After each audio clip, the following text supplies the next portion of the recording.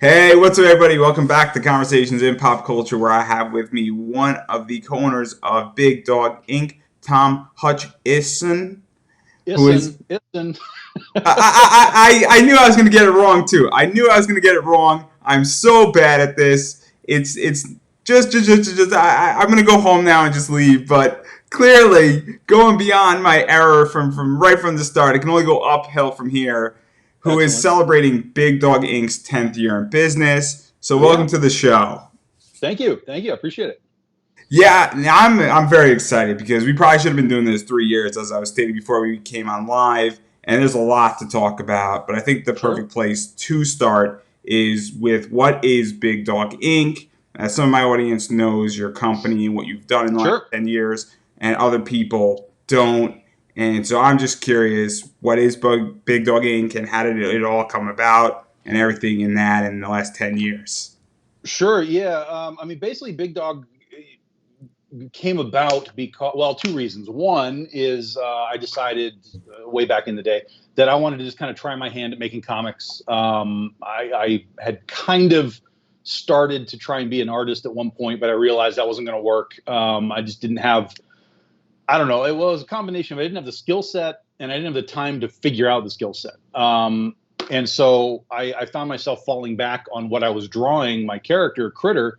I found myself falling back into writing the story for her. So there was a point where I was like, okay, well, maybe I can write comics and then I can just, have somebody do the art for me. I mean, that's how comics work anyway.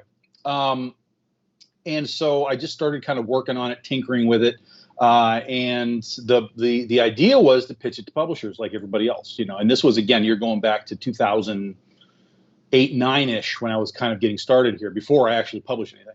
And I did all of the groundwork. I produced the book, like not just like the 5 pages. Like I produced the book, like the whole thing. All publishers are like, "Hey, show me 5 pages, show me this." I'm like, you know what? I'm going to give you the whole thing.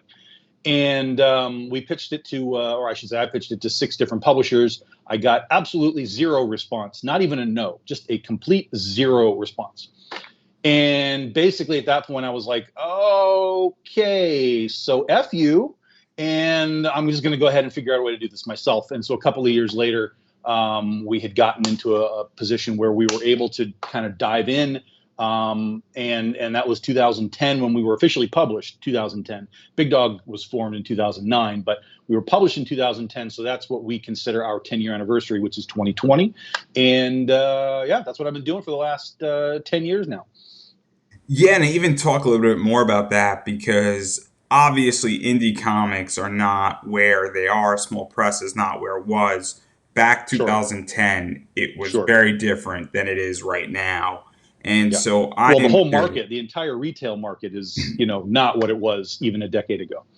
And so I'm just curious what that entire landscape was like. And I know you have a title with, the Oz, which is, the Wild West and the Wicked Witch of all that stuff. And we're going to get to that in a second. But Yeah, very much 2010 for small press was crazy. And it was very much a Wild West and it was not where it is totally. today. So what was that like It, navigating all of that? And I know, yeah, I mean, today is actually probably more of a Wild West than it was back then. The difference, though, is that the comic book market, the retail side, the comic book stores and so on, and even conventions at the time were very, very, well, I shouldn't say very, very, but I should say that they were still interested in what indie guys were doing.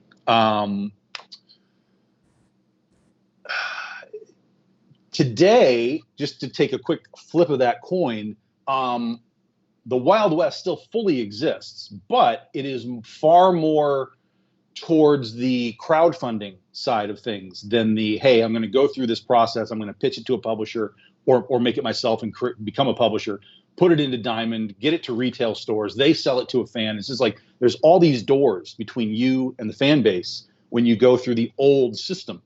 But back in the day, again, you had retailers who were still open, like, okay, who is this Big Dog Gink stuff? I don't know what this is. I've never heard of this company. I don't know who this dude is. I don't know this book. I don't know these artists. Why am I buying this book? But somehow they decided to go ahead and buy nearly 4,000 copies of Penny for Your Soul right off the bat when they had no clue who we were. So it was a good start for us, and um, we just kind of tried to maintain any sort of little tiny momentum that we had, because it was very tiny. But the goal was just to kind of keep going. We were putting out books every 2 months. We weren't trying to be monthly. And I think that helped us a lot, to be perfectly honest. And then we just grew. Penny for Your Soul came out. We put out a second issue. By the time the third issue came out, we had Critter came out in the summer. And then we just kind of kept going. And by the end of year two, or no, end of year, let's see, 2010, 2011. So at the end of year two, that is when our Legend of Oz book came out. And so by the end of year two, we had 3 titles running. And we were kind of off to the races. But again, you had Zenescope and you had Aspen and you had, I'm trying to think back of all these. There was a lot of new companies back then too, like Radical Comics and all kinds of people that were kind of trying to dive in to the industry. And we were just one of these little tiny fish swimming around in the pond. But somehow we managed to latch on to a fan base, or more specifically, a fan base latched on to us. They were like, okay, what are you doing, man? What is this stuff? I need to know more. And while we never got any sort of recognition from Newsarama, Bleeding Cool, CBR, like none of those guys could have given 2 craps for what we were doing. We had tons of guys like yourself who back in the day, we weren't doing this back in the day, but back in the day, there were blogs and, all that kind of stuff. We had tons of people that would just talk about comics. And that is how we got sort of a grassroots element happening. And people were like, oh, okay, this guy likes this book. What is this? I have to find out what it is. They go see it, find us at a show, whatever. And we get to make our pitch. So that was kind of what it was back in the day. It was very, very different. I mean, even Facebook was like basically brand new back in 2010 as we were starting this up. So it's a completely different Wild West now. Yeah, and to talk about the Wild West evolving, because I think that one of the things that's happened in the last 5 years is we have now the Kickstarter era of comics now taking place. And I would say that sort of started in 2015, but really started taking off 2017, 2018, and now going 2020, it's obviously in its second phase, in my opinion. And so, and it's this idea of rise of indie, I think it is getting there, and also more direct to consumer. And I think that to some degree, Big Dog Inc. has been positioned perfectly for that in a lot of ways. So how has that affected the way you do business and the way that you grow? And because I know you guys do a bunch of Kickstarters, and even just like now, because a small company and even a company like Zenescope and even companies like Aspen now are way more positioned than a company like DC and Marvel. Not to say that, obviously DC has their machine, Marvel has their machines, but obviously small press is sort of dominating, especially going into COVID-19. And I think it's going to come out even bigger than ever. Yeah, well, small press guys, we don't have, layers of corporate infrastructure to deal with. We don't have massive licensing deals that we have to worry about with writing our comics and putting them out. We just decide what we want to do this week, and we do it, and that's it. That's literally it. It's like, so this is the environment that we're in 2020, December, week 3. What are we doing? And then we do it, and that's it. A lot of the bigger companies don't have that luxury, and they even some of the mid-range guys like Boom, IDW, but a lot of that stuff is licensed comics, so they have to really put their plans in place and kind of stick with them years ahead of time, because all of their licensors have to be like, so dude, what are you doing with our Transformers stuff? And they got to be able to tell them. But for me, it's like, what, today I'm going to write horror, and I just start writing horror. And tomorrow it's like, what, I don't want to write horror today, I'm going to write superheroes. And I just kind of work through that from the creative side of it. And then we, of course, have our layout for each year of, we're going to do Kickstarters quarterly, January, April, July, whatever, little surprises along the way. And again, we're back to that grassroots, people finding us through different methods. We've had a huge surge in buyers just from Kickstarter. Tons of people, hundreds of people are buying us from Kickstarter that have never heard from us before. So Kickstarter is not just simply or I should say crowdfunding in general, because there's Indiegogo and so on. But crowdfunding in general is not just a simple, like, please give me money. I mean, you're making a product, and you're basically pre-selling the product. You're saying this is what we're doing, this is what we're making. You'll have it in 2 or 3 months once the Kickstarter or once the campaign is over. We have funded. I don't even know how many we've funded now. 13 or so projects. We've fulfilled them all. We've been behind. I mean, the one problem that I have right now is rebuilding the infrastructure for Big Dog once we left Aspen Comics, because I'm basically by myself. I'm the writer. I am the art director. I am the image maker for Kickstarters. I build the campaigns. I do the backer kit. I do the shipping. It's just like, holy God, I'm one person. And so, we've definitely fallen behind in our fulfillment, which I don't like. And part of our goal in 2020 was to actually rebuild that and hire some people and start to build the team. And then, of course, COVID came around and went, squish, no, you're doing it yourself all year long, dude. And so that's where we're at. But hopefully things will mellow out as we get into 2021 and we can start to actually build that infrastructure that we need now to kind of take the next levels up. Yeah, to even talk about that, because I love Kickstarter, and I left Kickstarter as a backer because I had a bad experience, and then I've now come back in and Sure. super happy with what's happened and how there's so many more projects now on Kickstarter, and it's I think the quality of the work has risen tremendously because I'm a strong believer that competition produces better work. Right. And I now love the fact that Kickstarter is allowing people to pivot on a dime. And I think that that's what allowed you to do with Big Dog Inc. in many ways. And so I think this is very much the future of comics, where it is definitely. I mean, I don't know that we're kind of in a situation like movie theaters, right? It's like I don't really see them going away. And so I don't really see like comic book stores going away, but they're going to have to change what they're doing. They're going to have to change the way that they do it. They're going to have to change a lot of things. It can't just be I opened up my comics on Wednesday and put them on the shelf and I wait for people to walk in the door. Like that, those days are gone. You have to be very active in what you're doing. You've got to have your store. You've got to have your Facebook. You've got to have your Twitter. You've got to have your eBay. You've got to have your whatever else you're doing. Because it's basically selling comics is now a 24/7 job. It is not Wednesdays and then hopefully the weekend picks up with some customers. It's literally every single day you got to be selling comics. And then also the other thing that I think that is also now affecting is I think people are sick of DC and Marvel. And I think people are sick of, because there's only so many ways you could tell Batman, and there's only so many times you could tell his origin and Sure. Superman. And after a while, nothing against Scott Snyder, but like the entire death metal arc now, it's starting to get stale. And I think that's why people are now coming to things like Big Dog Inc. and Zenoscope and Aspen and a few other places where those stories are, in many ways cooler art. They're undiscovered art. There's more experimentation with it. There's just something that's different out there. And I think people want different. So how do you feel about where the industry is pivoting on a creative level? Because you are massively creative in Big Dog. Yeah, I think one of the issues with Marvel and DC is that, there's a lot of issues. That's its own podcast, is talking about the issues that are there. But like you talked about with death metal and stuff, I see DC, and maybe more of it with even Marvel, but DC a little bit, especially with death metal and so on. They're not actively creating. They are mashing themselves up. And that's all you see. It's like, how much Gwenum can you see? How much Venomized can there be? How much, and it's good for a period. Like, do it. Like, I'm not saying don't do it. Do it. Make it awesome. Make it like this period in time. Like, holy crap, this is like awesome Venom stuff. We have this great symbiote story. Badass. Okay, now what's next?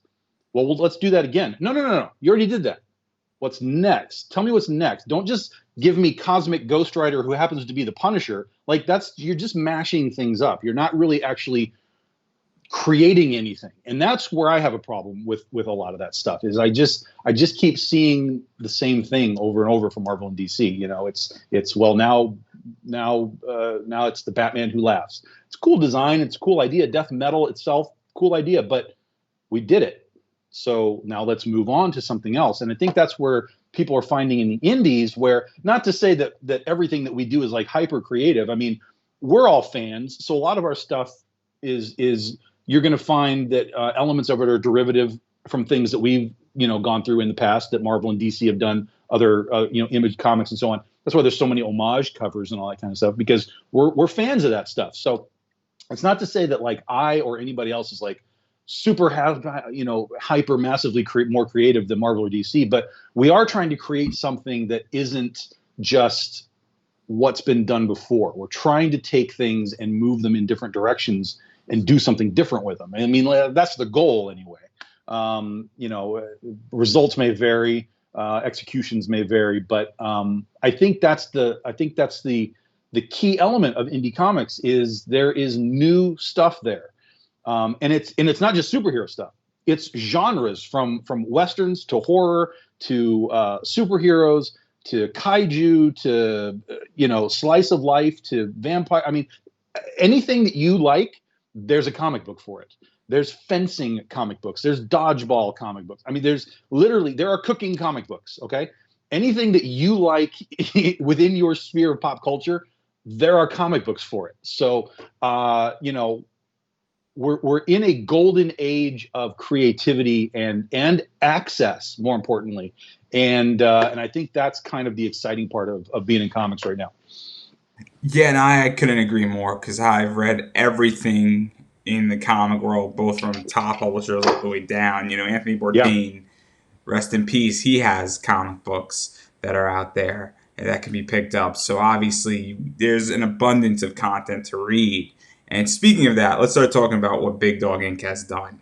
And sure. I think the best place to start is with Critter, because Critter is Okay, is a I fun think you're one, my new best friend. That's good.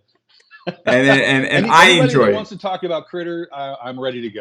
I enjoyed Critter. I thought Critter was funny. I thought that it was more about what is superhero life like versus being a superhero, which is Right. something that I enjoyed. I also might have a furry fetish, but that's neither here nor there. we So all listen. We all like the cat girls. There's nothing wrong with that. so where did that idea even come from? Because in many ways, the way I read it, and maybe you wrote it differently, but I interpreted it as, okay, she's becoming a superhero, but now she's dealing with everything else, like school life. What does it mean that you're told that you're going to be the greatest, but how am I supposed to get there? And then dealing Right. with all the stresses of it. And then it's like, I want a life outside of being a superhero too. And Yeah. everything in it, I love it. So where did like all of that come together? It's basically Critter is a throwback. I mean, when I started reading comics, it was like the 70s and 80s is when I really started. And so back then there wasn't a monthly event. There was never, it was a yearly event. Like you would get the Mutant Massacre, and then like the next year you would get Inferno, and the next year, you would get these yearly things. Nowadays, everything is an event, and nobody has an opportunity.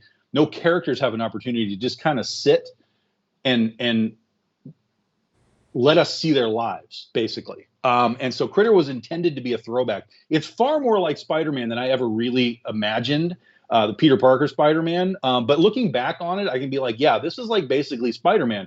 Like, Spider-Man gets bit, he gets these powers. He's like, what the hell do I do? How does this affect my life? He has to protect his loved ones. That's basically the underlying elements of Critters. Like, she's like, okay, yeah, I've got these powers.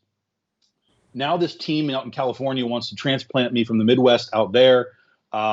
This guy from the future comes in and he's like, yeah, I'm here to watch you become like this ultimate destiny thing. And it's when you do superheroes, you want to have a lot of layers, but at the same time, you want to let the character of who she is or he is come through all of that.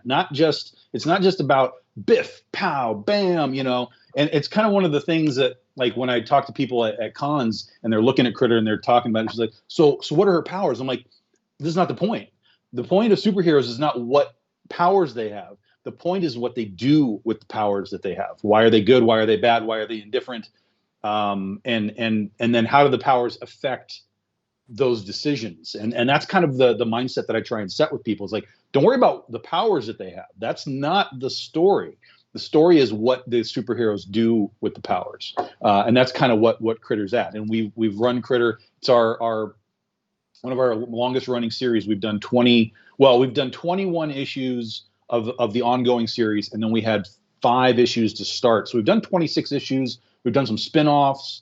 And Critter's coming back in March for issue number 22 on Kickstarter next year. So we're super excited to get back. As I especially am. Everybody asks me like, "What's your favorite book to write?" It's Critter. It's Critter. Like I love everything that I write, but it's Critter, guys. And one of the things that I enjoy about Critter, and I come from a collector's side and also an investor's side into comics. And on the first, I think, first 5 issue series, which was sort of a mini series, you Yep. had Nia Rufino doing work on some Mm-hmm. covers, and you had Ebas, and Ebas is like the nicest person in the world. And both of those people were coming off of Wonderland, big Mm-hmm. Zenescope book, sort of changed comics in many ways. And so Sure. what was it like getting to work with both of them and having them do covers? So, so here's a great story, right? So when I was starting, there's a website called Digital Webbing, and it still exists if you guys want to check it out. I don't know how it's changed, but back in the day, it was basically message boards. People would post what they did, like here's my stuff, tell me what you think, whatever.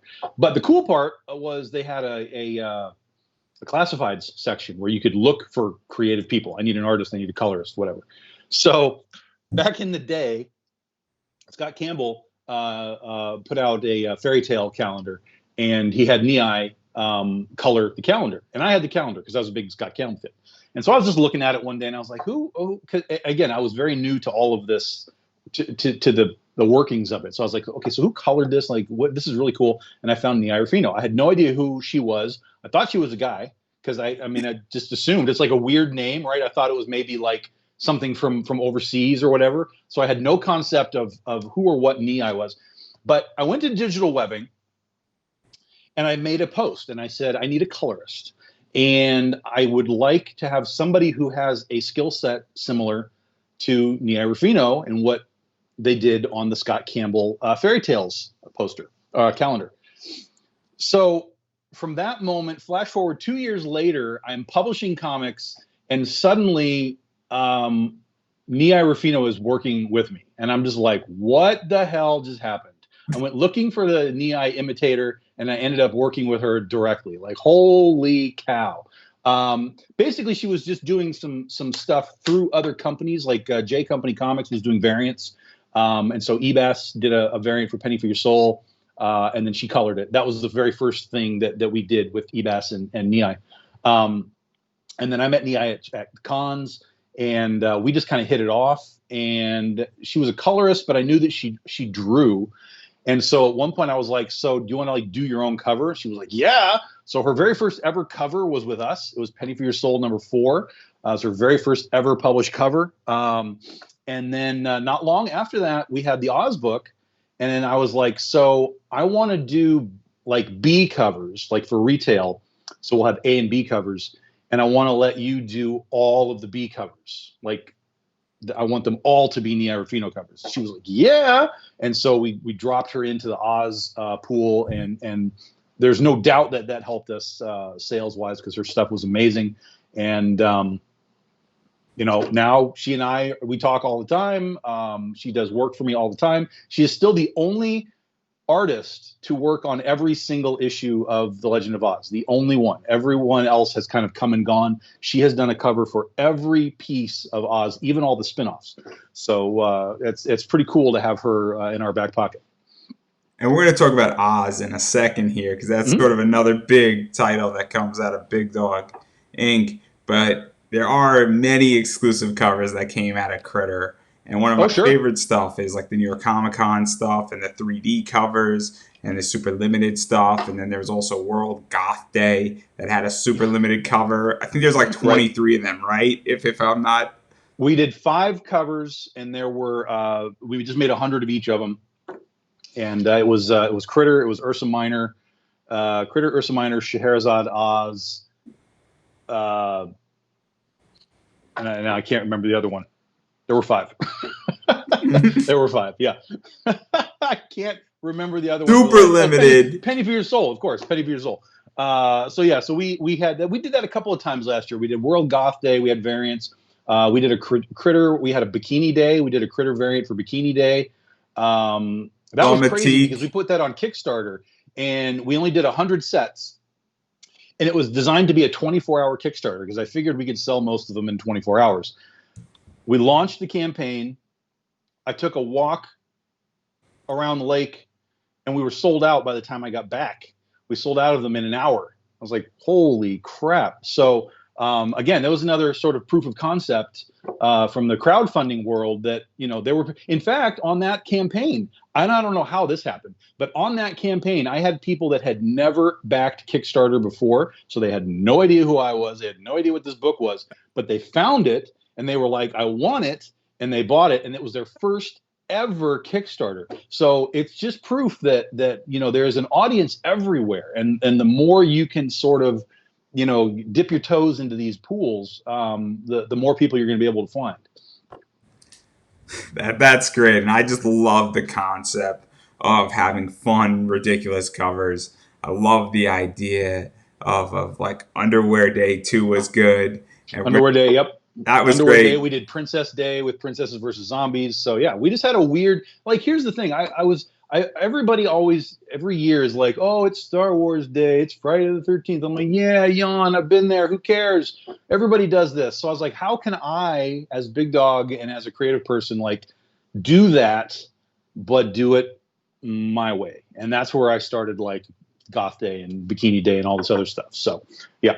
And they were all huge hits. It was really fun to do. And we're going to talk about Princess Day a little bit later, because that sure. I love that. We all want to be princesses, and anybody who says they don't want to be is either uncomfortable with their sexuality or is denying it. It's one or the other. I have a picture because I get invited to an Oz convention every year in New York called Oztravaganza. And one of the years, well, she's been there a few years, but one of the years Emma Ridley was there, and she played Ozma, the little kid Ozma, in Return to Oz movie. And so she was there, and she was wandering around, and she has the tiara, crown, and everything. And one time when we were just sitting there, she just put it on me. She's like, "Here, now you're the princess." And I was like, "Hell yeah, I am!" And I did the little, let's do this, and I have a great picture from that event. So it was awesome. Yeah, it was great.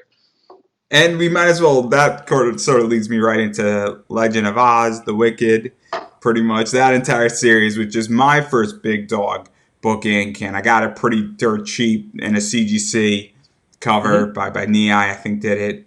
And so Oz is almost everyone's first Big Dog experience, just because it's a door that's open to something that they already understand. They know what Oz is. Even if they don't know what our Oz is, they see Oz, they see the Dorothy in the blue, even though, again, it's a different design, but they see the blue because it's all designed to work so that when you see it, you know what you're looking at. And immediately people are like, that's Dorothy? Like, what is that? And then they come up to the table and we're like, here's the book. This is what it is. Yeah, to talk about that, because obviously every company to some degree has an Oz position. Fable has done Oz. Yeah. Zenoscope's done Oz. Somebody that I know just did a whole Cthulhu thing with Oz. And then we could keep going, and that's a whole nother podcast by itself, just talking about Wizard of Oz, not to mention the original, which is still great to this day. And I actually just bought a nice Barnes & Noble copy of that book. Both sets. It's great. It's worth all the money that I paid for it. But what your Oz is very different, where it's more wild, it's more violent, it's sort of weird what happens, and we also get more interactions with characters, because the first 6 issues is sort of a showdown, and then the second volume of it is really those square-offs and the aftermath of what happened, and sort of a war for Oz, I guess, is a good way how to describe it. So basically, those that don't know, it's a Western reimagining of the Wizard of Oz. So, right, instead of ruby slippers, Dorothy's got ruby spurs, ruby bullets, Toto's her horse. And so the first volume is basically the Wizard of Oz. Dorothy comes to Oz, gets her buddy, sees the wizard, all of our Western twists. But while our first volume culminates with the fight with the Witch of the West, it is not the same finale that the movie has, that the book has, and so on. It is our own ending. that allows us to kind of keep telling the story in our own way. So while we go on and we move on, L. Frank Baum wrote 14 Oz books, right? So the goal was not to simply take one of his books and adapt it and then move to the next book. That was never the goal. The goal was to take this whole world that he created through these 14 books and just assume, okay, all of this exists.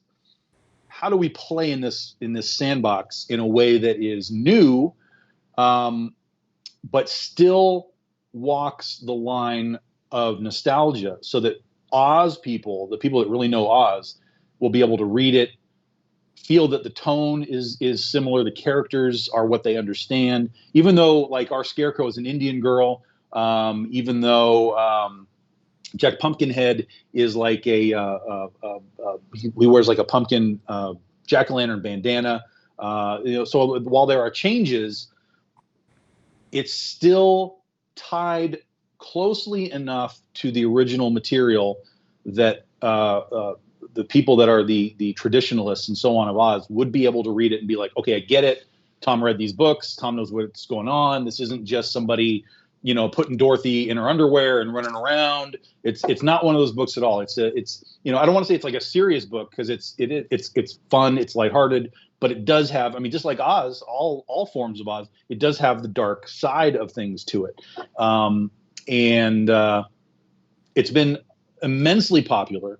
And next year actually is this year's 10-year anniversary for Big Dog in general, Critter and Penny for Your Soul. Next year is Legend of Oz's 10-year anniversary. And so we're going to be coming back really big with a Legend of Oz arc next year. Yeah, and to even talk about that, because I think this is one of those books that put you on the map. Because as you said, totally. Everybody knows Oz. Oz is recognizable. No matter what twists you add onto it, everybody knows it. And obviously, you said this is kind of most people's first experience with Big Dog Inc. And what is it like? Even if you're in a comic book store and if you were to see like Penny for Your Soul and Critter and Oz like next to each other on the shelf, most people would be like, I don't know what that is, but what's Oz? So it's just a natural draw, which I get, and that's fine. I have no problem with that whatsoever. And I love writing it. I love twisting what Baum did, but still maintaining, again, a close enough tie that people understand it. I've often told people that designing the Western Oz is almost too easy. It's almost like Baum wrote such a perfect set of characters that they can be translated into anything else if you just sit and think about it for about 10 minutes. And we've actually had sort of challenges like this, like, okay, how would we do this in Oz? Because this is a pretty wild thing. And then it's like, okay, this, and then within 10 minutes we were like, yeah, that makes sense. Well, that should work. In fact, that's exactly what happened with the most recent issue. There's a dragon in Oz. For those that don't know, there are dragons in Oz. And his name is Quox, and he basically has he's basically like a bus. He's got like seats on his back, and he flies around and he transports people around. And so I was at Oztravaganza, and John Fricke, who's an Oz historian, was there, and I was there with Allison Lear, who comes and cosplays with us. And we were listening to John across the tent because he was telling the story of Quox to this little kid. And I looked over at Allison and I said, how the hell do we do Quox in The Legend of Oz? And I looked at it and I was like, we have 10 minutes to do this, to figure this out and have it make sense, or my theory is gone. And so we literally just sat there for like 10 minutes, just like this.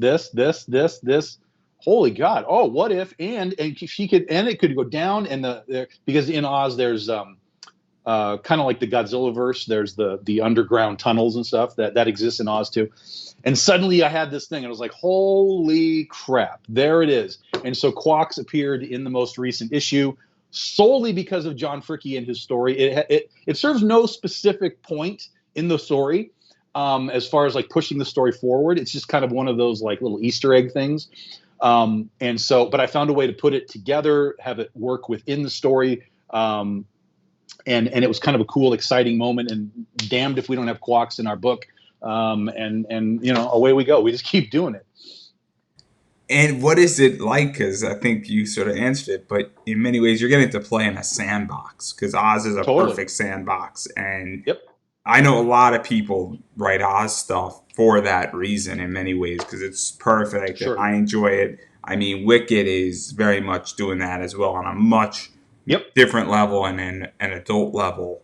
And I don't know 100%. Yep. if your book is at the adult level Wicked is, but obviously those themes are still relevant all Hmm. throughout all of this. So what is Yep. all of that like for you getting to play with a cool sandbox? Oh yeah, it's fantastic. In fact, one of the things that I just had to do was on this last issue was basically we were at the point where we reveal Ozma, and I'm not going to give people spoilers here because if you don't know, then you don't know.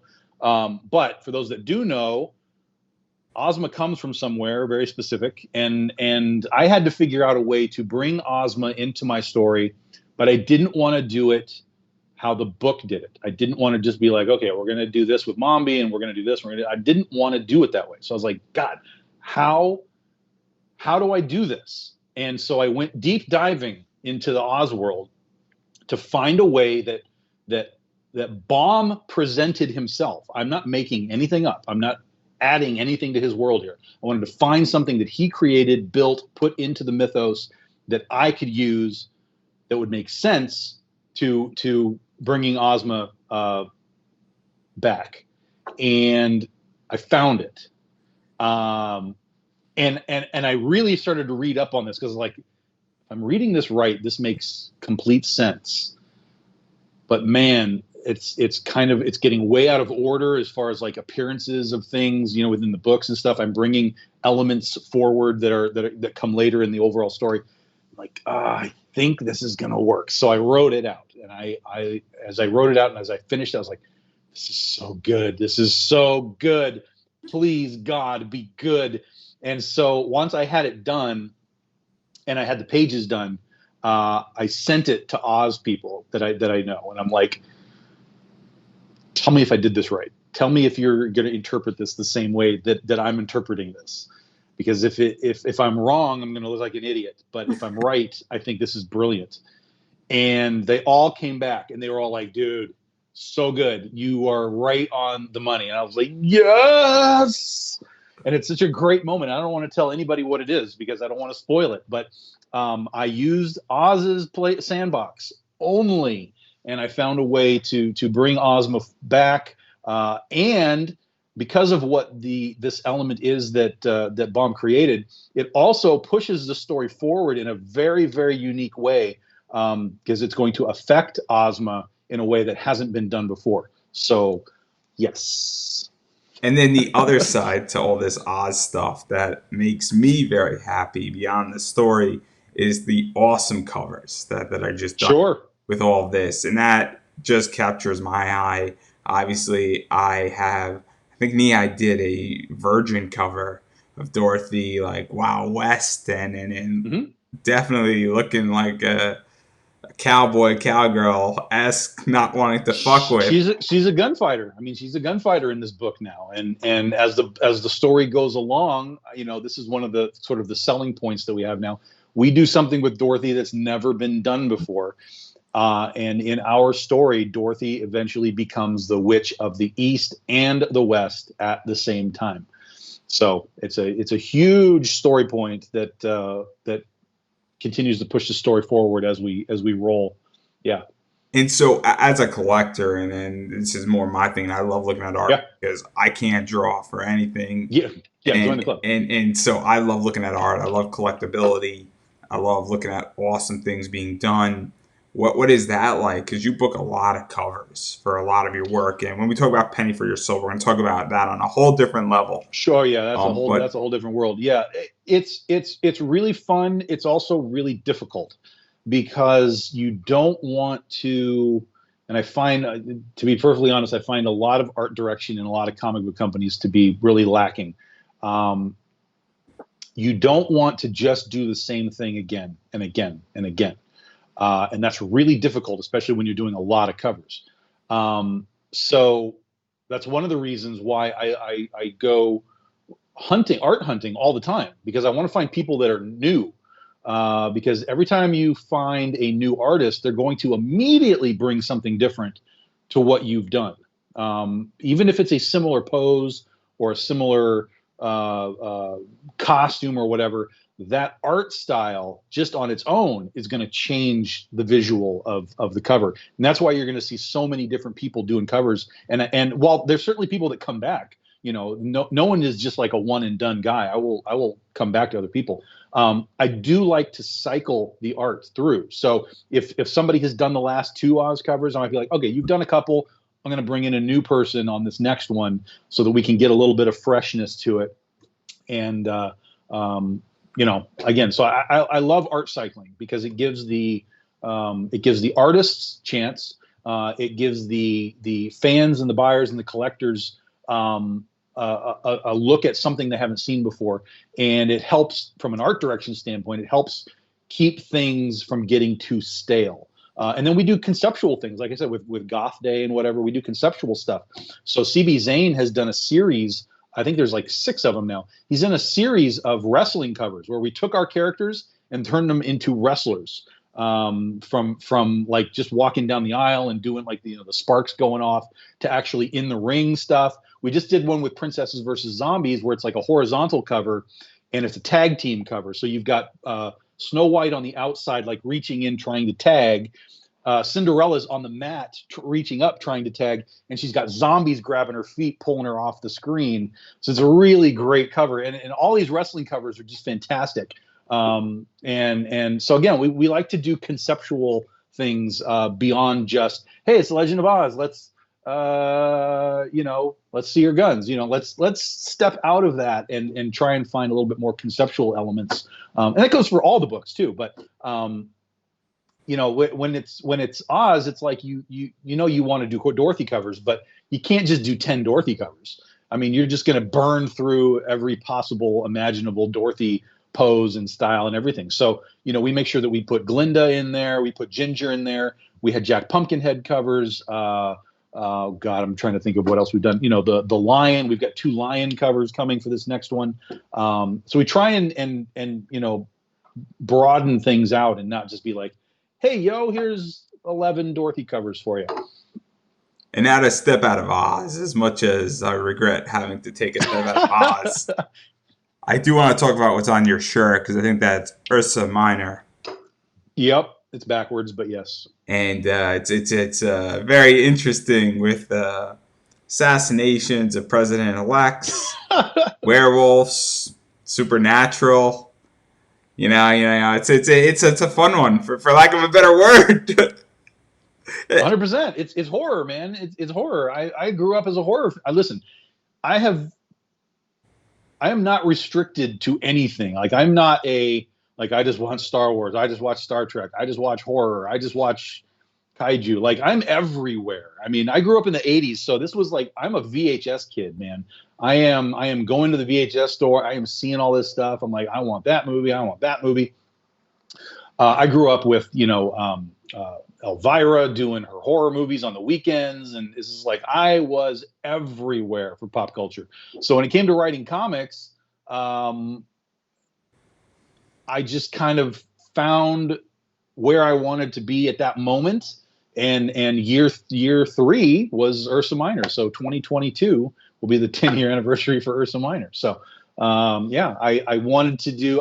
Here's the thing with Ursa Minor. I didn't want to do it. It wasn't a thing where in my head I was like, yeah, I should make a horror book. It was something that I heard within some weird context. I heard the term Ursa Minor, but it was not like the stars or any. It was a really weird context, like Ursa Minor. Like, what the hell does that mean? Like Little Bear. And all of a sudden, Little Bear started to spin around in my head. And what is Little Bear? Little Bear is Little Bear's a cub. I mean, we could call a character Cub. How is she going to be a bear? She could be, and it just rolled into, well, we could just make her a werebear. I mean, why not make her a werebear? I mean, why not? There's no werebears in comics. So again, I just kind of stumbled on a thing that sounded cool, and then over time, I just developed it into what it became, which is kind of it's kind of a Buffy the Vampire Slayer thing. They're obviously running around trying to kill vampires. Um, but in our book, Naomi and her friend Angela, they go out and kill a couple of vampires every night, but they realize that that's just a numbers game that doesn't work because the rest of the vampires are just out biting more people and just making more vampires. So in our first story, they have to figure out how to go about killing vampires in bulk, and that's kind of what the first volume is all about, and gets it all going. Yeah, and it gets pretty fun, intense. Then it goes a lot of interesting directions. If you haven't read it, I encourage everybody to read it because it's a fun one to. Yeah, it's all over the place, and it's not just vampires and werewolves. There's all kinds of monsters in it. We even go to Japan. There's this thing called a Yorigumo, which is basically this old woman who looks like she's pregnant, but basically in her belly is just like spiders. She like puke out spiders on you and stuff. So we go kind of all over the place and have a good time with the whole concept of everything. We go, so it's in America. We start in the United States. Um, we go to Japan. Then we go to Europe. I don't want to tell you all the things, but it's a world traveling book, and there's a lot going on. There's a lot of monsters. There's golems and all kinds of crap. So yeah, it's fun. It's fun if you like monsters. If you like the blood and the claws and the fangs and sort of the tropes of like the 70s and the 80s. It's going to be right up your alley. And then speaking about supernatural and going a little bit old school, we might as well speak about Antoinette. And that Sure. was more recent. And one of the things that I like about this one is obviously it's dealing with Marie Antoinette, and she's coming back after 200 plus years, and we don't know what side she's on, for lack of a better word. But what I Yeah. like is that we're getting Ryan Kincaid involved, Hmm. Whitney Cook, and Ryan is obviously killing it right now. And I think he is one of the people that has been massively underestimated, sort of came out of nowhere, is very much on the indie scene. And Hmm. I'm surprised that he's not signed to a bigger company at this point. And I think that you are one of the companies that sort of gave him a big shot. And now he's getting stuff with Dynamite and some other stuff. And he has his Hmm. own indie books. And then also Whitney Cook, you're a VHS kid. I think Whitney Cook had the VHS variant, which is awesome. And there's a bunch of other variants too that are Yeah. out there that are amazing. Shannon Mayer did a variant, which is cool. And I love Shannon Mayer's work in general. So Oh yeah. what is that like? Because when we talk about variants, there's so many for this, and there's just so much good competition, and that literally there's a variant with this book in particular for everybody. Yeah. Well, Antoinette was cool. Antoinette was another one of those spur of the moment books. I had for a while had this idea of doing a female headless horseman story, but I had no idea how to do it. I was like, this everything about this sounds stupid to me, so I didn't know how to do it. Um, and then, but again, it was just in my head, and I just kept, what about this piece? What about this piece? And then the piece that I needed fell into place, and I don't know where it came from. I literally don't know where it came from, but I remembered somehow about Marie Antoinette being beheaded, and I was like, "Oh shit, there it is. That's the crazy piece that makes a headless horseman female make sense because she was beheaded. I don't have to make anything up. I don't have to say that she was some war girl who got her head blown off like the Hessian or anything. It's like, holy God, it's right here for me. And then I started to research Antoinette, Marie Antoinette, the legitimate, real Marie Antoinette, and I actually came across the real transcripts of her trial and her execution. It's really hard to read, man, but it's if you read it, it's like, oh my God, this story is way more twisted than you even realize what's going on. But within that transcript, there was some very weird things in it. And again, so I have Marie Antoinette. I've got her beheaded. She's going to be the headless horseman. How do I get her back? Again, I don't want to be cliche. I don't want to have somebody digging up her head and running around. Okay, I'm going to control you, Marie. Like, I don't want to do that. And so within the transcript, the actual, real, legitimate transcript, I found my point, and I was like, "Holy crap! There's no way this is real. This is what I'm using." So in reality, not it's in my book too. But reality, um, during the course of her execution, when her head was lopped off, pow, blood started coming down the stage or whatever they call the thing that they're up on. Three girls come out of the crowd, take their knitting out of their bags, and start sopping up the blood that's coming down from that's history. That's history. That's not me making that shit up. That's history. And I was like, that is my doorway to all of this, because those girls ran off into the crowd and were never seen again. There's no record of nor would there be. I mean, there's just random girls. They ran off. They're gone. That was my door to bringing Antoinette back, and that is exactly what we did. So it is technically a historical fiction story with Marie Antoinette, and it's super fun and super cool.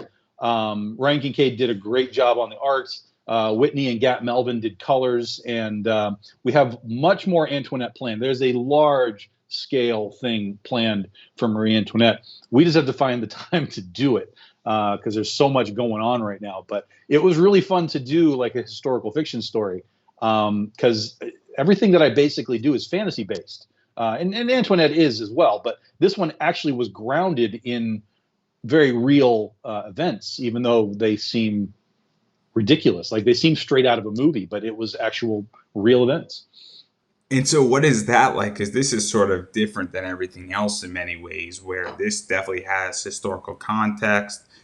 You're putting in certain facts in there that gives it some Yeah, legitimacy, and then you're also going throwing things out there that might have happened, might not have happened, sort of happened, and or could have happened, and then obviously things can't happen in reality. right. Yeah, Also, I'm not going yeah, to pretend here that that certain elements that clearly can't happen, to right, my knowledge, at the very least. But even though that certain events don't happen or couldn't happen because they're supernatural esque, right, there is still that base of history, and I right. love when we have that in there because now we can sort of get a sense of, okay, there's more to this story than meets the eye throughout Right. history. Yeah. Yeah, absolutely. And there's more to Antoinette's story than most people know. You know, there was that movie with Kristen Dunst that was just a nothing film. Not bad, but it's like it's not anything. If you want to really get into the history of Marie Antoinette, it's really screwed up. It's really screwed up. But it was a fun book to do, and it uh, because of who she was, being a real character, it also spoke to what we did from a variant standpoint. Because I wasn't going to do like every like with Penny for Your Soul, it's a book that takes place like in Las Vegas, so it's very sexy. We do a lot of sexy covers. With Antoinette, because she was a real character, I was like, no, we're not going to do that here. We're going to just produce really good art. We're going to put it into a horror realm. We did regular versions. We did headless versions. We did ghost head versions. So like, blue ghost heads. But none of it was like, here's my boobs. We didn't do any of that kind of stuff. And that was on purpose. And in some cases, people are like, well, you're just leaving money on the table. I'm like, dude, I don't care. That's not the point of what I'm trying to do here. And across same thing with Dorothy, right? She's not real, obviously, but with Dorothy, we don't do like nude covers, risque covers. Like, we just don't do that stuff with most of our characters. We kind of corral that into like Penny for Your Soul because it's Las Vegas. We can do it. We do a little bit with Ursa Minor because again, old '70s tropes, horror hammer and things like that. There was sexy vampires, things like this. That's fine. We can do it. But in even within Penny for Your Soul, there are rules. No Mary Magdalene and no Joan of Arc nudes. Like that is a rule for those characters. So we kind of build our own line in the sand for some of this stuff, and it kind of bothers some people because they're like, no, dude, you got to do like a nude Joan of Arc. I'm like, no. Again, that's a real person. We're gonna have fun with it, but we're just not going to go all the way over. So So to even talk about that, because I am not a big nude fan in general. hmm, I find characters to be much more sexy with their clothes on, put sure, into certain positions, Zenoscope, just to use them as an example, they do a lot of nude covers, and I always prefer the clothed covers. Mhm. And you can call me whatever you want. Everybody is perfectly fine. I Yeah. think subjective poses and more to the imagination, in many ways, is sexier in so many ways. I've always been a burlesque fan, so I totally could get that thought process. 100%, 100%. That's pretty much exactly where I come from. So I like the fact that you are saying, "Hey, I don't really care about the money because it doesn't fit the character. It doesn't fit the idea." I speak to people on editors, and I'm sure you know Chuck Pino to some degree, Mhm. and Sure. it's kind of like if you have a children's book, you can't drop an f bomb. Right. If you Yeah. could always go down, you can't go up in Right. many ways. And so I like the fact that you set those rules up. I think it makes a lot of sense, and it also speaks legitimacy to the product, meaning that you're not going to sell out to make Right. an extra 10 grand on a book if it doesn't fit properly. And I think Right. I think that that's a really smart thing, and I think more companies should do that You across the have to board. just decide. It's a personal decision for every creator. You have to decide how you want to be perceived. And even with pinup covers, I'm already perceived as a TNA company just because we do pinup covers. But if you look at the history of Big Dog Ink covers, there are probably 10 covers, regular clothed covers, for every one nude cover. I mean, it's a small percentage of what we do. And I'm not against the pinups at all, and I'll defend all that stuff forever. And again, I'm not telling anybody not to do nude covers. If that's what you're okay with your perception, I actually had somebody once. They wanted to do variant covers for Oz, and I was like, yeah, sure, that's no problem. So they had the artist send me this pose, and it was really kind of risky. I was like, fine, it's fine, it's fine. It's fine. And then he's like, yeah, and then we'll do this, and then we'll do the nude version. I was like, no, we're not doing. There's no nude covers. There's no boob covers. You can be cutesy and you can do the weird poses and stuff. That's fine. I can live with that. You do Steph That's Wilson. comics. I get it. That's fine. But we're not doing any nudes. He says, dude, you are leaving a lot of money on the table. And I said, look, I am not going to have anyone Google this book, and the first thing that comes up is a nude shot of Dorothy. That's not ever going to happen because that creates the perception of what this book is. And that's not what the book is, not in any way, shape, or form. And that guy dropped out and never did a variant with me again because I wouldn't let him do that. And I was like, well, sorry, dude. Well, That's in just the many way it's going to be. ways, in your defense, in many ways, I think now this is going to sell even more copies of you stating that because you stuck Correct. to your guns. Every time in my world that I stick to my guns and people criticize me or whatever on certain positions, I tend to gain more followers, and people Mm-hmm. who are on the fence tend to side with me. It Yeah. happens all the time at conventions. It happens all the time in my personal life and in a variety of other things. So I think that's something that is very true with this. Yeah. Now, jumping off of that point and sort of contradicting myself, let's talk about Penny for Your Soul. Sure. The book where there are no rules. Do so, so, whatever the hell you want. so from the very story, it's Las Vegas, obviously buying, selling souls. There's horseman stuff in there. It's a free for all. It's a fun Totally. book, Totally. and there's so much stuff. And what I like about this book is that there's legitly like 900 covers out there. It's insane, and Yeah. you have everybody. Legitly, everybody in comics has done a cover for this book who is somebody. Pretty much. Pretty close. Pretty close. Pretty close. And if they haven't worked on Penny, they've probably worked on one of our other books. Yeah. Um, yeah. There's a lot of covers. Penny has. Here's the interesting thing, and this goes back to talking about how this whole business works. Penny for Your Soul has never been, outside of when it was the only book we had, of course, um, has never been our best-selling book from a retail standpoint. But it has always been our best-selling book from a variant standpoint, from a selling variant cover standpoint. Oz, right? Oz, where there are no boobs, has always beaten Penny for Your Soul in sales retail sales, but it will always drift behind Penny in variant sales. So there's your balance. I mean, it's literally right in front of you.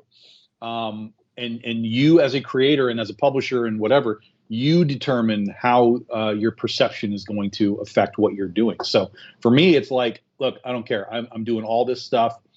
I'm all over the place. I'm just going to open the doors on Penny for Your Soul. Outside of Mary Magdalene and Joan, where you can't do nudes, you can do anything else. You can dress them up however you want and have fun with it, but no nudes. Everything else basically is free for all. Do what you want.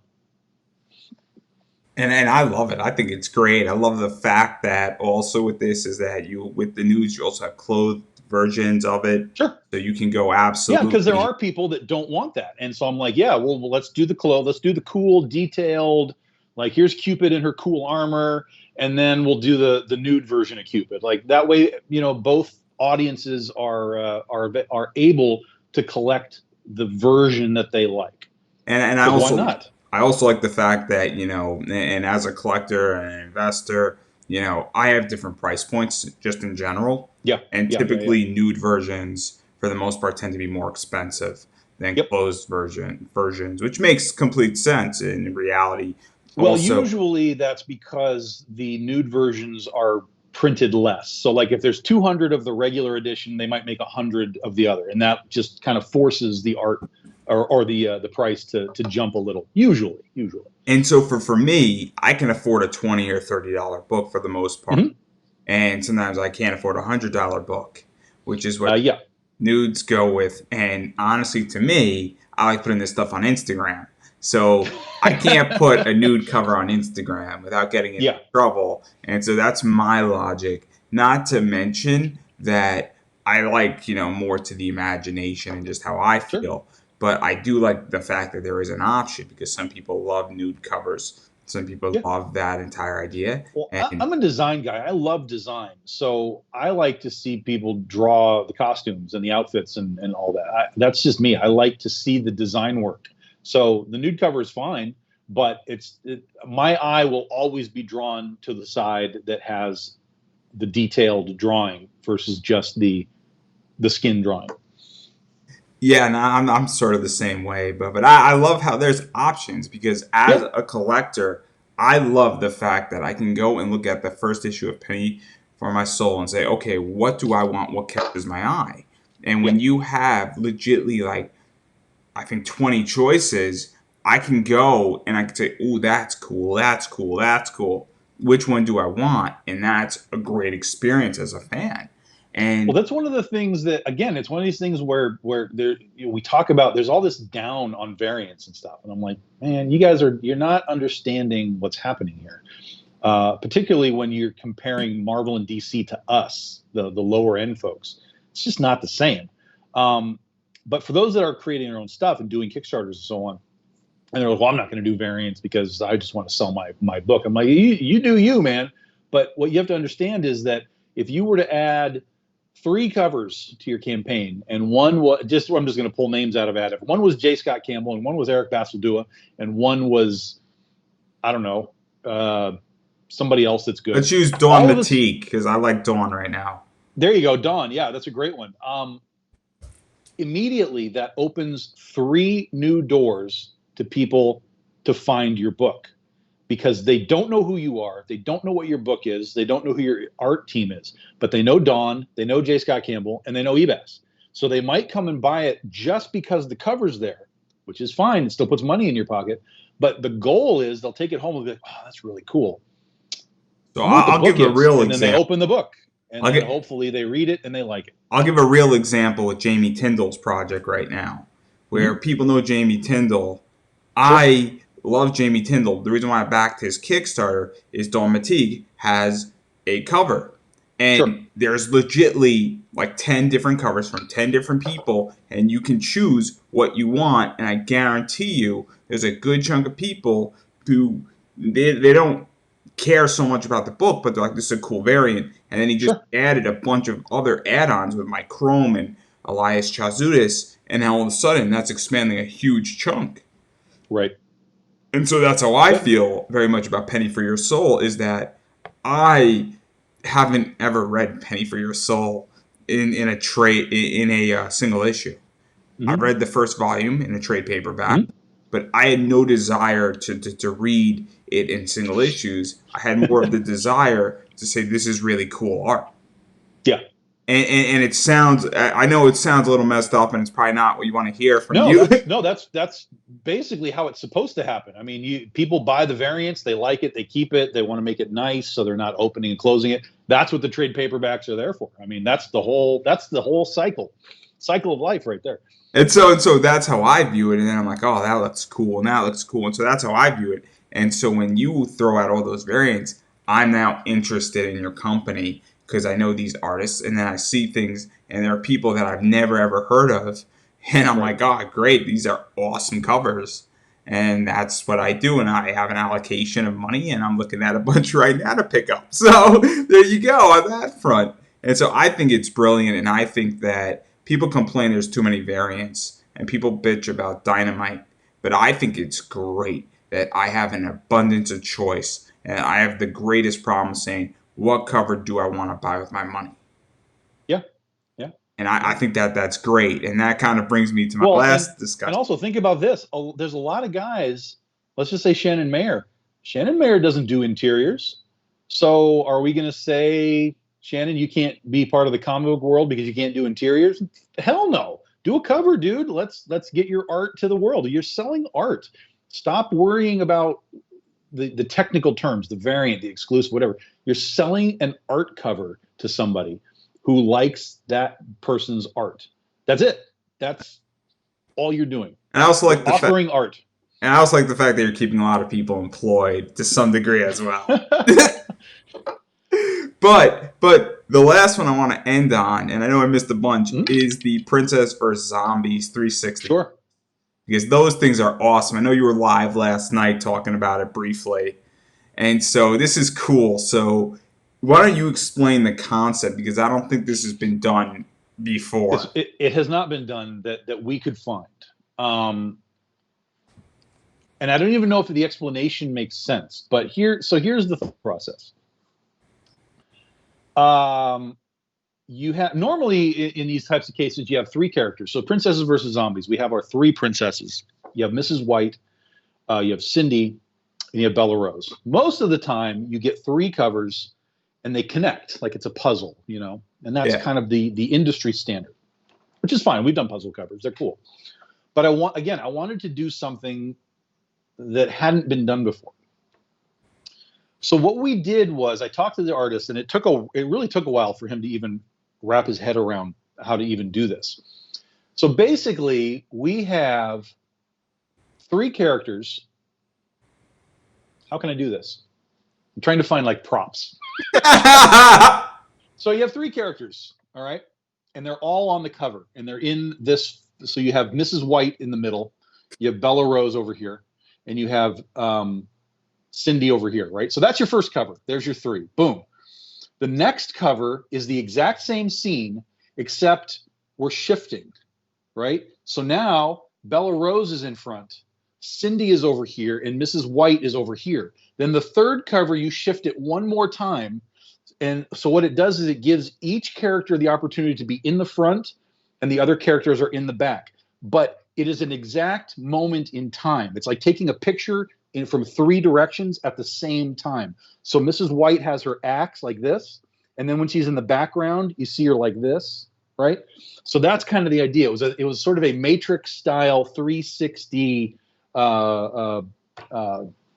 set done by Brian Peterson, who is brilliant in his execution of this thing. Colors by Ceci Dela Cruz, gorgeous. So that was Princess Day, official Princess Day, November. I don't know, it was like the 14th or something. And we released those again, very limited edition. We only did 100 sets. So if you want them, we do still have some on the website. You can check them out and actually see it for yourself. And once you see it, it really makes sense what's happening. But it was a cool concept, and Brian loved doing it. Once he understood what I wanted, he was like, "Yeah, okay, now I get it. Now I get it. Now," because he kept trying to like change the poses, like we'll do this and then we'll pose like that. I'm like, no, no, no. I want it to be like I want like a Matrix thing happening. Yeah, and I think it's brilliant. I like the fact that it's tied to Princess Day. I think it's Hmm. clever, and I also think that it's just such a cool indie concept, and it's very much an experimentation. What can be done, Totally. and so what is that like? Because I don't know how you were feeling about it, and I don't know what the reception has been like for this, because this is something that is entering new territory, and it's going to be knocked Yeah. off by definition. Yeah. Um, I loved it. I mean, as soon as I had the thought process, I thought in my head, like trying to visualize it, I was like, I think this is going to be awesome. I think this is going to be really cool, but it's going to take an artist that really gets what we're trying to do. Um, and so I went to Brian and I was like, he was new. He's been doing covers, but he wasn't super busy. So I was like, this is going to take a little time. This is what I want. This is kind of the idea. This is the concept. And he's like, okay, all right, all right. And finally he worked it out, and I was like, oh my god, this is it, man. This is it. This is gonna be awesome. And the response was really good. People loved it, especially again once they saw it, they were like, oh, I get it now. I get it. I can see it. I get it. And people loved it. So it's a great piece. It's a great set. Um, it's a great book. Princesses versus Zombies is a ridiculously fun book. And what we were doing the video last night is we're actually about to ship out the Kickstarter. We'll be doing that starting next week. Princess versus Zombies #1. So that is not available on the website yet. You can get the the Princess Day books, but all of the others, anything that's left from the Kickstarter, which isn't going to be much because we had our biggest Kickstarter ever on that. We had 640 backers. So most of those books are sold out. They're gone. So if you missed it, sorry, you missed it. But you can get the zero issue. There's like a preview zero issue on there that you can get, and then you can get the Princess Day books. And then once all the backers have their stuff, anything that we happen to have left will then filter into the web store if you want to get the Princesses versus Zombies book. Yeah, and I think I'm gonna wind up buying this book despite my mom yelling at me. So I'm sorry publicly to my mom. Um, they're not even that expensive, all things considering. No, no, no, no. We try it. I have actively tried to reduce our prices on things. Like there was a time where it was like, yeah, this one's 20 and this one's 30 and this one's 40. I'm just like, that's that's retarded. I'm not doing that. Everything is going to be like sort of a flat price. So like all of our Kickstarters now are all the books are limited to 150 copies, and all of them are $20, and that includes your shipping. So that's it. That's it. Doesn't matter which cover you're buying. Now, obviously, we do foils and metals and things like that. Those are obviously more expensive because they cost more to produce. But if you just want the basic, here's your basic book. There's 5 books, 5 covers. All of them are $20. All of them are limited to 150 copies. Super, super easy. That's kind of where we're coming from now. It's like I don't want to try and milk every nickel out of the fans. I want to make this easy. If they want all of it, I want to make it easy. Like, bang, done. I'm in, I'm out, I'm done. I've got it all. If they just want the one, click it, spend your $20, you're done. No extra shipping, no hidden fees. I want to make comics as easy as we possibly can for the fans because without them, comics don't exist. So let's make it Also, easy on them. it's also easy on the back end for you as well. Sure. And Yep. that's the other thing about all this Simplifies. too. Everything becomes simpler. Yeah. And simpler is what I need for sure right now. And so yeah, no, and then I obviously want to talk about things beyond this. And you've been around for a while, and we spoke about it briefly with Kickstarter, but obviously Kickstarter has changed tremendously the entire industry. Sure. Kickstarter has become very much a publisher that's owned by Totally. the people. It's previewed. It's also changed how it's supposed to be. Where it used to be that Kickstarter was to pre-fund your book. Some now everybody's saying, "Oh, part of my book's done," and you pay yourself back. A whole debate on everything that's going on with Kickstarter, but also Kickstarter in the last 2 years has become way more legitimate with Keanu Reeves coming in, and I've been playing Cyberpunk 2077, so clearly we know where I stand on life.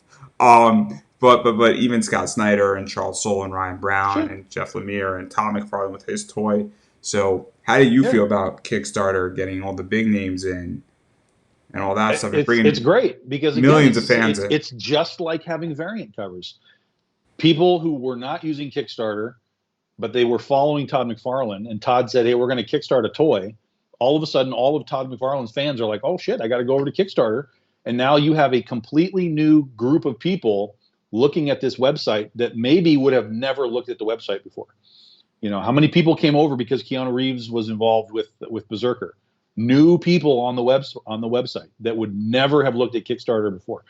That's all that is you're just moving eyeballs around. So I have no problem with it. It's anybody who's going to be there and be like, "Oh, he's stealing money from me because my campaign's happening at the same time as Keanu Reeves." No, dummy. None of those guys were going to buy your book to begin with. They're only there for Keanu Reeves. They didn't steal any of your money. But the advantage is that hopefully, and it's all hopefully and it's all theoretical, hopefully somebody goes, "Oh, Keanu Reeves has a thing on Kickstarter. I'm going to go find it. I found it. I'm going to buy it. Click. I have bought something on Kickstarter. I'm still on Kickstarter. What the hell is this? Let me click. Let me click. Let me click. Let me click. Let me look at Kickstarter." And suddenly you now have the potential for thousands of new people to understand the platform, how it works, and maybe there will be some filter down to you just because they got dragged there by Keanu Reeves. And also, the other thing that Boom did is that they threw $100 into a bunch of people's Kickstarters to be. Yeah, they went out and started supporting stuff too. Absolutely, they did. Yeah. And so Boom, unlike the other players in many ways, because obviously that was from Boom, Keanu Reeves, they really sort of said, "Hey, we're going to throw money into people's pools," because we realized we came in and that I don't think they did much damage per se, but they realized that they caused a slight disruption. And they did a little bit of damage in reality, but nothing too serious. But the fact that they realized that they're playing in somebody else's pool and they brought the liquor, for lack of a better word. Yeah. Boom's good people. I mean, overall, Boom is good people. So I have problems with how they did the campaign. Again, that's another Kickstarter or another podcast. But ultimately, the baseline of it all is they did something that theoretically is more good for Kickstarter than it is even for the retail side of things. So, I bring it on. I have no problem with it. I mean, what are we going to do? Brian Pulido does 300,000 every quarter. Are we all going to be like, "Oh, Brian, we can't do anything with Brian"? No, just shut up and do your campaign. Figure out how to benefit off of his success. Yeah. So And also, again, just don't worry about it. Those guys that are buying Lady Death, they're probably not buying your book anyway. So don't worry about it. It doesn't matter. They're there for Lady Death. He cultivated an audience. You go cultivate your own audience. I agree, and that's what I'm doing right now with all of this, is that I found my audience and I'm growing it piece by piece by piece. But I do want to talk about the other thing, and it's a little bit sad, but it's complicated as well, and that's the con scene, because obviously 2020 has been a nightmare for conventions. It's been bad. Emerald City was the first domino, and we're now seeing that domino keep on going in. I know Big Dog Inc. is massive at cons. I know that you guys have done a lot in the last 10 years. And with your 10-year anniversary, it should have been a good con year.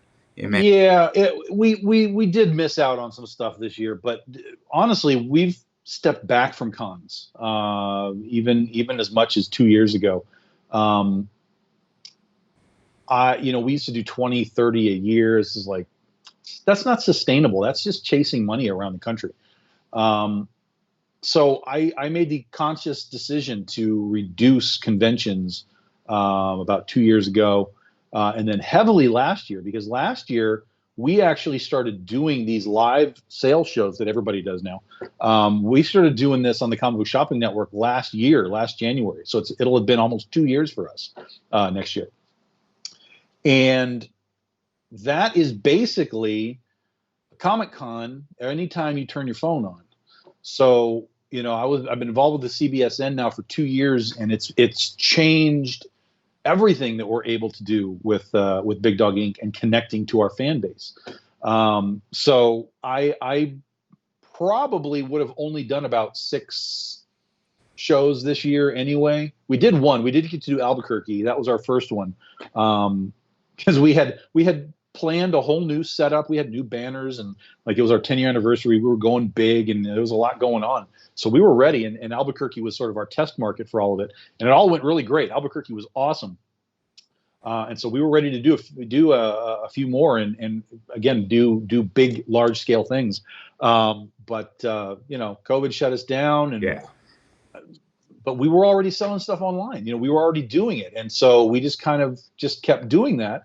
Built our audience through the live streams, built our audience through Kickstarter, and now we have a regular weekly show on the Combo Shopping Network every Wednesday. We just did it last night. 2 hours of live sale and comic talk, and that's just been what we do. It hasn't. I can't say it hasn't affected us, because obviously it has. Because anytime you go to a con, it's the same thing. You're being exposed to people that maybe would not have seen you otherwise. So there's definitely value to the cons. I'm not saying don't do cons, of course not. But they're a tricky business, because it's a lot of expense to go to a con. The travel, the hotel, the booth. If you're bringing talent with you, you're paying for them, your food. It's a lot of money to do like a large scale convention.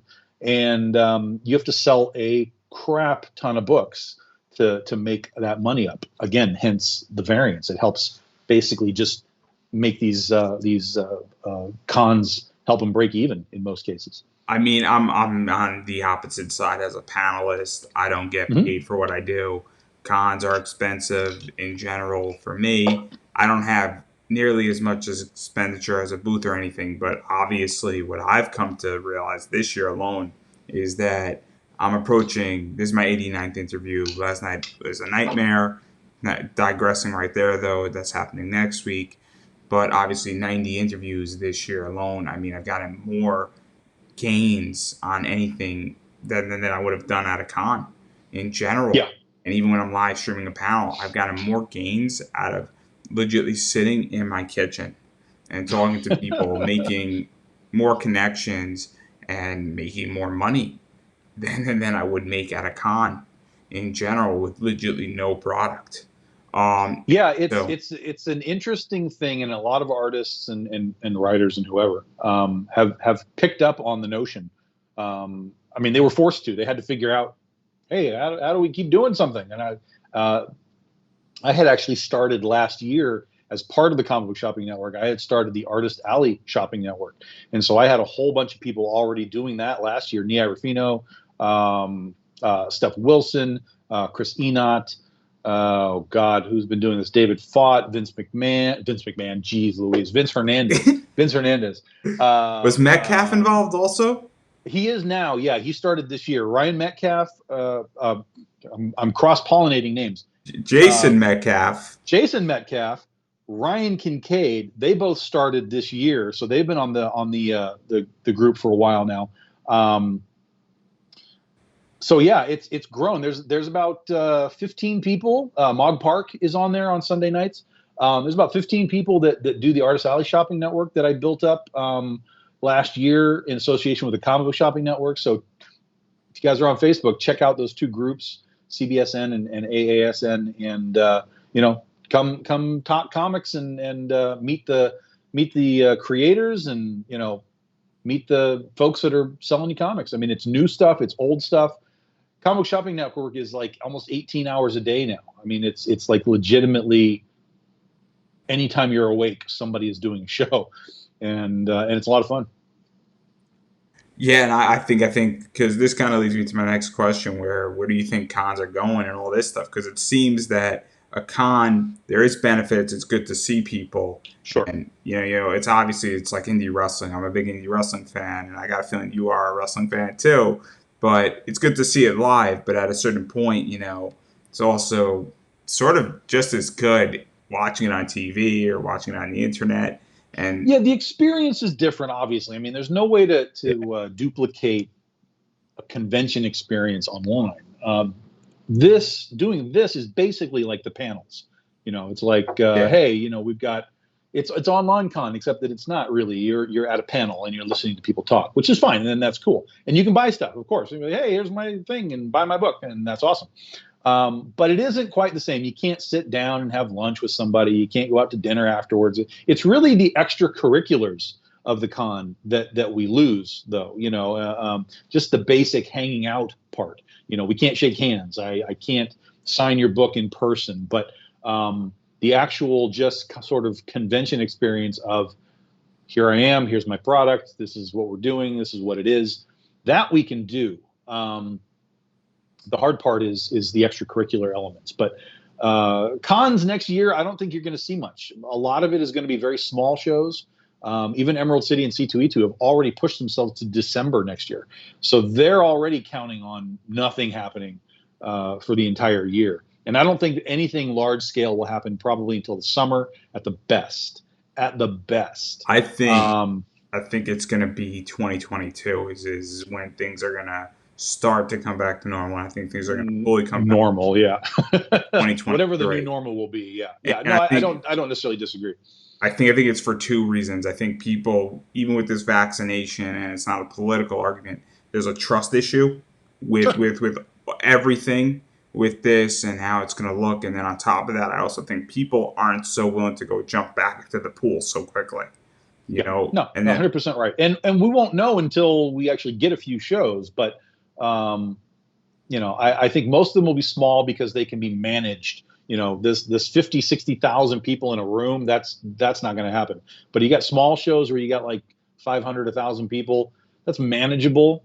There have been shows that have done that, and they've just kind of they've redesigned themselves so there's more distance between things.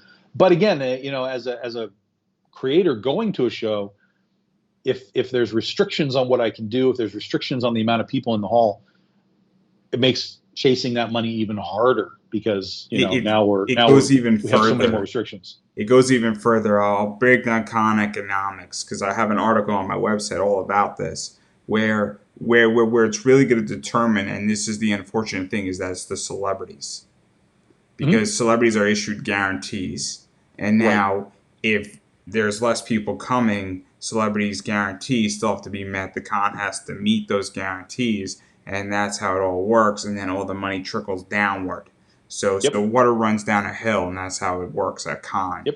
And I don't want to get too much into the details, but perfect example is that Val Kilmer has a $50,000 guarantee, and I'm not picking on him, but all of a sudden, if there's only 25,000 people out at a show versus 50,000, and that means that his guarantee isn't met, the con has to pick it up. All of a sudden, and he's the draw for people to come. It becomes a whole nightmare. And the only reason why I know this is because I'm on the other side, not getting a paycheck, and I figured it out really quickly. Yeah. And then the entire indie section, you're the last dog at the litter, and alongside me, and I'm even further back, to put it bluntly. Yep. Hate to say it that way, but it's sort of true. Yeah, that's it. You got it. You nailed it. But on that note, I mean, I hit it right on the head perfectly, and it's unfortunate. It's an unfortunate position because my entire viewpoint is that if these celebrities were really so confident they would make money, they would forego their guarantees, but they're not.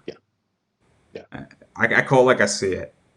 This is why I don't have friends in the industry anymore. But on that note, that's the most controversial thing that I've said pretty much throughout this entire interview. I do want to give you an opportunity to promote yourself, promote Big Dog Inc. Where can people find you? Where can people support it? Where can people like it? Where can people buy stuff and get those princess books sold out? Yeah. So, I mean, basically on Facebook, anybody can friend me up on Facebook. There is a Big Dog Inc. fan page, of course. There's like 30,000 people on that. So join the fan page. If you're Twitter and Instagram followers, it's BDI Comics on both. You can follow us there.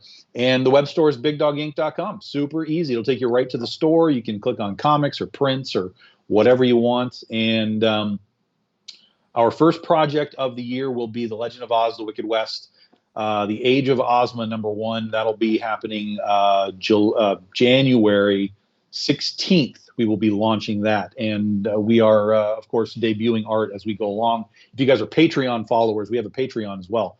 There's 30 people on our Patreon right now that get the behind the scenes look at everything that we do. When we make logos or character designs or cover layouts, they get to watch everything happen. So if you're a fan of the process of making comics, go to patreon.com/Big Dog Inc. Join us there. And yeah, that's what we're doing. That's what we're up to. Well, I think that's a wrap right there, but I am going to encourage everybody, obviously, go check out Big Dog Inc. I am obviously a fan, and I really enjoy Big Dog Inc., and I enjoy the covers way more than anything else that's put out there. And it's awesome art. And obviously, there's a Kickstarter coming up really towards the start of the next year. So obviously, enjoy your Christmas, your Hanukkah, your Kwanzaa, whatever else holiday you enjoy. Merry Christmas to everybody else out there as well. And pay attention. And if you follow on social media, obviously you're going to be informed of all this stuff dropping. And that's probably the best way how to be informed when this Kickstarter is happening, when it's about to happen. Also, if you Yep. just type in Big Dog Inc. on Kickstarter, I'm pretty sure past projects will show up, and also notifications and a bunch of other stuff that's out there. January Yep. 16th is the date, so definitely keep that in the back of your head. And support the Kickstarter because it is super limited. For the most part, it's probably going to sell out relatively quickly. So definitely be one of the first. Don't diddy daddle because you will miss that book when it drops. And even going further beyond that, at this point, money's tight. Things are complicated in the world. We're heading into a holiday season. We're heading into probably a difficult position with COVID and what's about to happen in America and around the world in general. And if you're in a position where you can't afford to back a project or pick up a book or pick something up from BigDogInc.com, Shopwise, support on social media. It's free. Facebook likes are super helpful. Watching Likes and stuff. shares are super key. Yeah, absolutely. And so obviously there's no excuse anymore at this point to not support on social media unless you don't have electricity and internet. And if that's the case, please contact me because I'm more than happy to help you in your situation if that's the key. But that's the only excuse because social media is just as important as anything else. And if you are Absolutely. buying something, you should still support on social media. It's not a and or type situation. It's both, but obviously if you can't afford to do something because you're making sure you're safe and healthy, social media is super key. So I encourage everybody to go do that. And I'll just say thank you for being on. I appreciate it. Yeah, of Again, course, man. we should have done this 3 years ago because apparently I think I sort of stood you up 3 years ago, which is my fault. I think it's in the Facebook message that from like 3 years ago if you go back. but I digress. Obviously, I must have lost contact, not paying attention, and there you go. But obviously, we did this now, so thank you for being on, and I Yeah, I appreciate appreciate it. it. And I'll let you have the final word. This was great, man. I appreciate you bringing me on. It's always cool to talk to new audiences. That's kind of the theme of this whole show. I think is you always got to open another door, whether it's a variant cover, whether you're going on somebody's show, whether you're at a con. Open the doors to your creative endeavors, because there's always somebody else on the other side of that door. It's probably really good advice, and I don't think I'm going to be able to top that. So that's where we're going to end today.